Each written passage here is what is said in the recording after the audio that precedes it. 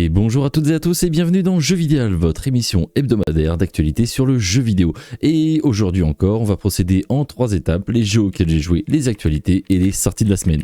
Et donc, à quoi que qu'est-ce que j'ai joué cette semaine, c'est facile, j'ai commencé par FF7 Remake version Intergrade que j'ai lancé sur PlayStation 5 et je trouve que le jeu est simplement magnifique, la version PS5 est incroyable et je maintiens ce que j'ai dit, la PlayStation 5 est la meilleure console pour jouer à des jeux PS4. Voilà, c'est tout. C'est peut-être un petit peu dommage, mais c'est vrai que la PS4 était un petit peu à la ramasse. Que ce soit Death Stranding, FF7 ou encore Ghost of Tsushima, tous ces jeux ont été largement améliorés avec des versions PS5 et c'est vraiment dommage et je trouve que les jeux étaient vraiment sous-exploités avant et c'est vraiment triste pour eux. Et au-delà de ça, pour Final Fantasy, les musiques sont trop bien, le jeu se laisse jouer tranquillement, on est porté par le jeu, par l'histoire, les combats, c'est assez bien rythmé, c'est plutôt cool. Je vais continuer, persévérer, je vous dirai ce que j'en pense après un peu plus de temps de jeu. Mais en tout cas, c'est un grand oui, et quand je vois des jeux comme ça, je me demande vraiment quel est l'intérêt de faire des jeux plus beaux.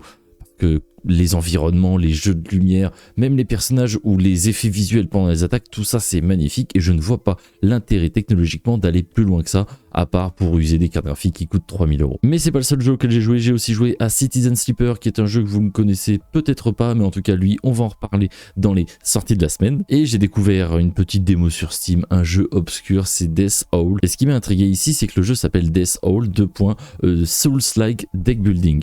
Et je me suis vraiment posé la question, comment on peut faire un deck building en Souls-like? Je voyais vraiment pas du tout. Et bah alors déjà, le jeu a une patte extrêmement particulière. On voit que c'est une espèce de nuée de pixels et quand on va s'approcher de combats ou que notre personnage va sentir des émotions vraiment intenses, les pixels vont un peu se détacher comme si c'était brouillon, comme si c'était le chaos. Et ça rend vraiment bien. L'atmosphère est vraiment pesante, un petit peu comme dans un Fear and Hunger. Et ça s'explique parce qu'en fait, on joue une mère qui va chercher son fils dans le monde des esprits. Et pour revenir sur le point de vue gameplay, c'est un Souls-like tout simplement parce qu'il y a des feux de camp. Quand on va se reposer au feu de camp, les ennemis vont réapparaître et on va devoir gérer un petit peu notre barre de vie et notre endurance au fil des combats. Et c'est ça qui va être repris des Souls-like parce que ici, pas d'exploration, on va avoir quelques objets à trouver à droite à gauche pour augmenter notre niveau de zone et par contre pour les combats ça va être du tour par tour. Donc comme dans le nom c'était deck building, ici on va se retrouver un petit peu comme dans un Midnight Sun qui aurait croisé un Into the Breach. Donc c'est à dire qu'on aura un deck de cartes et un quadrillage et il va falloir abattre des ennemis pour récupérer certains items, déverrouiller des passages et battre des boss. Le jeu va compter 4 grands boss qui vont être libérables parce que voilà, sans vous spoiler l'histoire, la démo est disponible sur Steam, mais voilà, il y aura 4 grandes étapes avec plusieurs zones, plusieurs biomes, des ennemis d'élite, enfin c'est vraiment cool.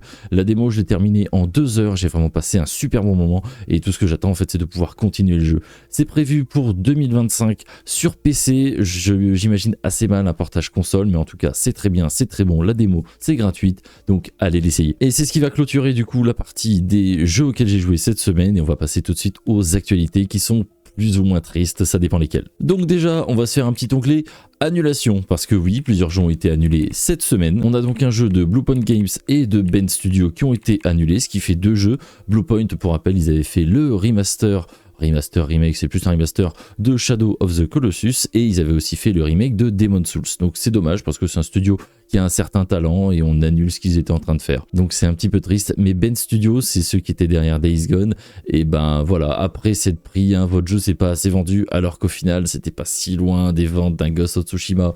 Ils se font annuler un autre jeu.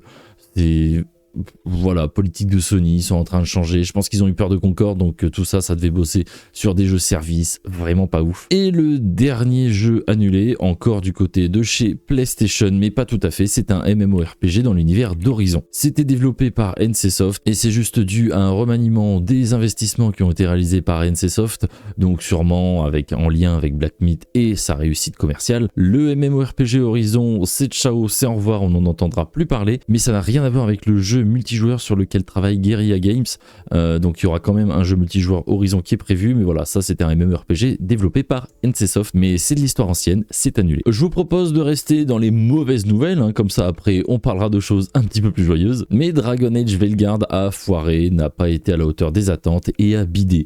On s'y attendait un petit peu, le jeu n'est pas si mauvais que ça, il a largement des problèmes, que ce soit au niveau du discours ou au niveau du gameplay, il y a vraiment des choses qui vont pas dans le jeu, mais il y avait des essais, des choses qui étaient un petit peu plus intéressante et c'est un petit peu dommage.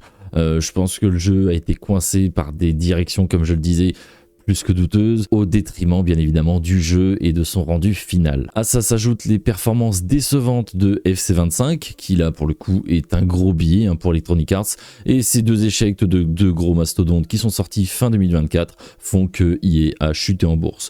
Donc la bourse, on le rappelle, c'est juste la confiance des investisseurs envers une entreprise, donc faut pas non plus se rouler par terre, c'est pas la boîte qui va fermer ou quoi que ce soit. Quand on voit par exemple Ubisoft qui a chuté en bourse, mais l'intégralité des franchises que possède Ubisoft valent plus que l'intégralité des actions qu'ils ont en ce moment avec la valeur qu'elles ont en ce moment.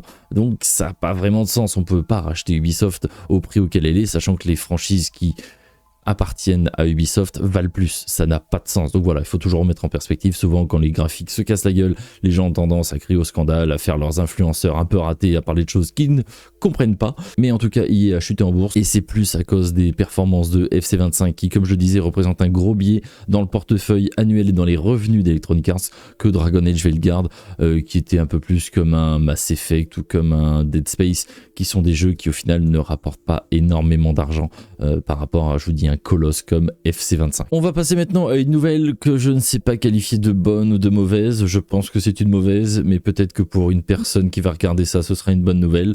On va avoir le droit à un portage, à un remaster remake d'un Resident Evil. Et vous vous dites, bah attends, on a eu Resident Evil 0, on a eu le remake du 2, remake du 3, remake du 4, remake du 5. Bah le 5 pose problème, donc oui, mais le 6 c'est un bide. Le 6 c'est un bide, mais il a été listé sur Xbox Series X par l'organisme ESRB, et du coup bah, c'est un peu un équivalent PEGI. Donc quand les jeux commencent à être listés, c'est que les jeux vont sortir, et du coup sur Series X il sera aussi listé sur PS5. Mais est-ce que c'est vraiment le jeu dont on a envie, le jeu qu'on désire, le jeu qu'on a envie d'acheter, envie de jouer, même gratuitement? Je ne le ferai pas. J'ai refait il y a pas longtemps une partie de Resident Evil 6. Voilà, on va pas se poser de questions, c'était pas un bon moment. Faut pas chercher les raisons, mais voilà, c'est vraiment un mauvais jeu. Je sais qu'il y a des gens qui cherchent à le défendre. Il reprend un petit peu du poil de la bête dans l'opinion publique, mais sincèrement, le jeu n'est pas bon. Le premier chapitre de Léon dans le campus, c'est bien. Et après, c'est catastrophique. Toutes les autres campagnes sont nulles et toutes les autres missions sont nulles, que ce soit solo ou coop, mais vous allez vous faire chier. Donc voilà, je sais pas exactement ce qu'ils vont faire. Après, c'est le jeu Resident Evil qui a dû coûter le plus cher par rapport à ce qu'il a rapporté. Donc voilà, c'était un bid monumental. Tous les gens compétents étaient partis de chez Capcom à ce moment. Enfin voilà, c'est d'une tristesse. Si vous ne l'avez pas fait, ne le faites pas. Et si vous l'avez déjà fait, vous savez de quoi je parle. Donc voilà, on va avoir droit à Resident Evil 6. On va sûrement aussi dans l'année avoir droit à Resident Evil 9. Mais ça, on en parlera le moment venu. Petit point PC avec les nouvelles cartes graphiques qui vont sortir. Les Nvidia sont en train, avec les 5090, 5080, de sortir, et AMD de son côté ne pointe pas vraiment le bout de son nez, il rase un peu les murs et on les voit pas trop avec la série des 9000, notamment avec les 9070 et 9070 XT. On a vu quelques benchmarks sur un Black Myth et sur un Cyberpunk. Certains vendeurs ont affiché des prix qui paraissent totalement stupides. J'espère juste que c'est des prix qui permettent de les cataloguer sur leur site pour pouvoir en fait faire des précommandes et montrer, voilà, faire du stock et être présent sur le dossier avant tout le monde.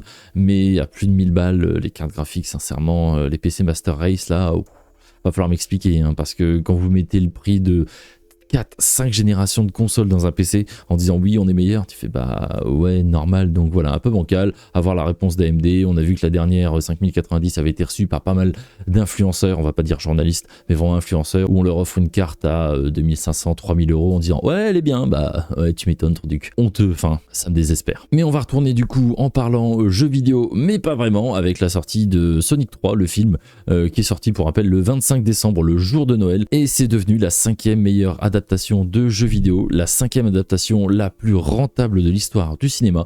Et bah les Sonic, j'avais regardé le 1, le 2, c'était plutôt cool. Là je vais attendre de pouvoir louer le 3 en 4K pour qu'il soit un peu joli sur la télé, tout ça. Mais les Sonic c'est plutôt sympa, c'est pas des grands films, c'est pas du grand cinéma, c'est divertissant, on passe un bon moment, je vous les conseille. Petite news comme ça que je vous glisse entre deux, vous connaissez sûrement Métaphore ReFantasio, le manga est disponible. Voilà, ça a commencé, vous pouvez trouver ça sur internet assez facilement. C'est à voir si vous avez aimé l'univers, ou si justement vous voulez le découvrir, vous n'avez pas joué au jeu, essayez-vous à ça et vous m'en direz des nouvelles. On va retourner du côté des jeux listés, et cette fois c'est en Corée du Sud avec Vampire the Masquerade Bloodline 2 et Silent Hill F. Voilà, donc c'est des jeux, je pense qu'on va en entendre parler cette année et très prochainement. Je sais pas si ce sera courant mois février-mars ou peut-être après la fin de l'année fiscale, donc début avril. Mais en tout cas, voilà, les jeux, on en avait entendu parler, les noms avaient fuité à droite à gauche, et là, je pense qu'on va rentrer dans le vif du sujet et à voir ce qu'on va nous proposer avec ça. On a aussi eu une date de sortie pour Clair Obscur Expédition 33, qui est un espèce de JRPG made in France, et ce sera le 24 avril, donc c'est quasiment demain. Je crois que le jeu va être Game Pass, et le jeu a l'air vraiment incroyable, magnifique. Par contre, si vous n'aimez pas le tour par tour, ça risque d'être un petit peu compliqué pour vous. Si vous avez l'occasion d'y jouer et que vous aimez pas ça, si vous avez le Game Pass, je vous conseille quand même de l'essayer, parce qu'on ne sait jamais, il faut pas se fermer à un genre, hein. Parfois il y a des pépites, et si c'est le seul tour par tour que vous aimez et que vous passez un bon moment, vous serez intégralement gagnant dans l'histoire. Donc voilà, soyez curieux, n'hésitez pas à le lancer, si vous pouvez éviter de l'acheter bien évidemment, parce que si c'est pas votre cam, ça va faire cher pour dire j'aime pas, je le savais. Et avant de s'attaquer à la conférence de Microsoft, hein, vous savez, j'allais en parler, Team 17 va changer de nom. Voilà, c'est l'éditeur qui va changer de nom. Ils disent que ça correspond plus à leur image depuis qu'ils sont rentrés en bourse en 2018. Est-ce qu'on s'en fout? Oui, mais bon, c'est important de savoir que maintenant, quand ce sera marqué Every Games, en fait, ce sera Team 17 qui est derrière, parce qu'ils ont quand même édité pas mal de jeux vraiment sympas. Conférence Microsoft, ou plutôt le développeur direct. On a eu la date de sortie du prochain Doom, Dark Age, et ce sera le 15 mai avec une collector et une statuette de 30 cm qui sera disponible sur PlayStation et Xbox. Vous pourrez retrouver ça ou sur le site de Xbox ou sur le site Bethesda, et dedans vous aurez même un steelbook qui ne contient évidemment pas le jeu, mais les espèces de clés pour ouvrir les portes, donc c'est plutôt stylé. La figurine en elle-même est magnifique. Enfin voilà, si vous aimez Doom, allez-y. Et il faut savoir aussi que le jeu sera disponible Day One dans le Game Pass, vu que c'est un Xbox Game Studios. On a eu aussi des nouvelles de South of Midnight qui va sortir le 8 avril, et alors ça c'est le petit jeu un peu bizarre qui avait été présenté, qui ressemblait un petit peu à du stop motion. Donc vous inquiétez pas, hein, l'effet visuel qui fait qu'il y a moins d'images par seconde et que ça fait du coup un effet animé, un effet stop motion, sera désactivable en jeu si vous ne l'appréciez pas et si ça vous donne la nausée. Mais le jeu a l'air d'avoir eu un univers incroyable, une patte vraiment magnifique, et les gens qui ont pu poser les mains dessus en étaient très contents.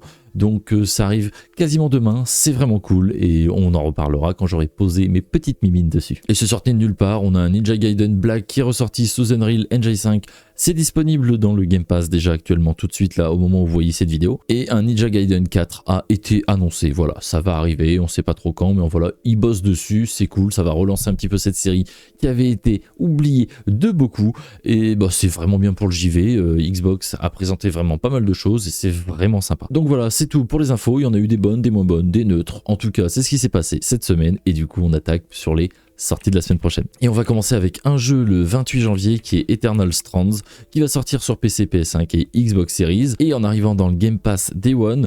C'est un jeu qui fait un peu penser à Shadow of the Colossus, au niveau des grands ennemis, on va pouvoir monter dessus, tout ça, mais c'est un jeu où la magie est prédominante et ça va être de la physique. Vous allez pouvoir par exemple avec de la glace ancrer des dragons au sol juste avec un spell que vous avez lancé vous-même. Le jeu a l'air chatoyant, a l'air pétillant, a l'air beau. Ça fait une patte un petit peu cartoon à la Fortnite, mais voilà, je vous conseille de l'essayer. Il y a une démo qui est disponible sur PC si jamais vous ne connaissez pas. Elle n'est pas disponible de façon illimitée dans le temps, donc ne la loupez pas. Et sinon, comme je vous ai dit, ce sera Game Pass. Le 30 janvier, on va voir Spider-Man 2 qui va arriver en version PC, donc comme ça vous allez pouvoir y jouer en 60 fps 4K si vous avez la machine pour le faire tourner. C'est plutôt cool. Le jeu va sortir comme d'habitude beaucoup trop cher sur PC, hein, vous allez sûrement payer ça 80 €. Je n'ai pas aimé Spider-Man 2, je ne vous le recommande pas. Si vous avez adoré le 1, et ben allez-y, lancez-vous, vous allez kiffer. Et comme j'ai dit, hein, il y a deux jeux. Le deuxième, c'est Sniper Elite Resistance, qui va sortir en physique et en démat sur PC, PS5, PS4, Xbox Series et Xbox One. Donc c'est le nouvel épisode de la saga Sniper Elite, où on va jouer un personnage pendant la Seconde Guerre mondiale qui va se battre contre un régime totalitaire en s'infiltrant et en ayant tout un gameplay au sniper, en gérant la distance à laquelle on tire, et on aura une vue rayon X. On va voir chacun des os, chacun des organes de l'ennemi qu'on aura endommagé pendant notre tir, et c'est plutôt rigolo, plutôt sympa. Le jeu n'est pas incroyablement beau, mais du coup ça se passe en parallèle de Sniper Elite V5. On va pouvoir retrouver le mode multijoueur classique et le mode invasion que j'avais bien aimé dans le 5. Donc c'est à dire que quand vous jouez à votre campagne solo, vous pouvez dire j'accepte qu'il y ait des gens qui m'envahissent, et quand ça arrive, à l'image d'un Souls-like, vous allez juste avoir un autre joueur qui va incarner un sniper adverse, donc un sniper de l'axe. Et bah ça va finir un petit peu en Stalingrad avec un duel de sniper au sommet. Moi je trouve ça vraiment génial, on a le message qui apparaît en mode machin vous envahit. Et là, c'est au premier qui verra l'autre et ça se tire des balles à droite, à gauche. On se cache, on se planque, on fait le tour, on piège. Enfin voilà, ça rajoute une autre dimension au jeu et c'est pendant nos missions principales. Donc c'est vraiment sympa. J'aime beaucoup et je suis content qu'ils aient gardé cet ajout. J'ai posé mes mains sur le jeu depuis déjà quelques jours. J'attends de pouvoir vous en dire plus. Ça risque d'arriver début de semaine prochaine. Si c'est votre cas, de toute façon, vous êtes déjà au courant que ça va sortir. Et sinon, je crois qu'il y a Sniper Elite V5 qui doit être dispo sur le Game Pass. Et puis le V2, le V3 doivent être disponibles pour pas grand chose un peu partout. Donc voilà, ça vous permet de découvrir à moindre frais. Et c'est une licence que j'aime assez. Je suis pas le plus gros fan hardcore, mais je trouve ça toujours vraiment sympa et plaisant à jouer. Et enfin, le 31 janvier, pour la dernière sortie de cette semaine, ce sera Citizen Sleeper 2 qui va sortir sur PC, PS5, Xbox Series et Nintendo Switch. Et bah c'est dans la continuité du 1, donc je vous en ai parlé, hein. J'ai joué à Citizen Sleeper 1 cette semaine sur PC et c'est un jeu purement narratif, donc si vous n'aimez pas lire, bah passez votre chemin et on va jouer du coup un personnage dans une station qui va rencontrer d'autres gens, qui va avoir ses propres problèmes, on va devoir prendre des décisions. Il y a toute une gestion avec des points d'action, avec la temporalité, avec les cycles, voilà, on va pouvoir faire un certain nombre d'actions dans un temps donné et il va falloir qu'on s'en sorte, qu'on se maintienne en vie et qu'on arrive à résoudre un petit peu les quêtes et aider nos compagnons sur ces stations qui nous est totalement inconnu au début. Et du coup le 2 va sortir là cette semaine, c'est vraiment cool, content que le 1 ait fonctionné et permis le développement d'un 2, graphiquement on sera à peu près sur la même chose, mais ce sera une nouvelle aventure et j'espère qu'elle sera aussi bien que le 1. Donc voilà, c'est tout pour les actualités, les jeux auxquels j'ai joué et les sorties de la semaine. J'espère que vous avez aimé cette émission. Nous on va se retrouver la prochaine fois pour parler toujours actualité et jeux vidéo. Je vous fais des bisous et je vous dis à la prochaine.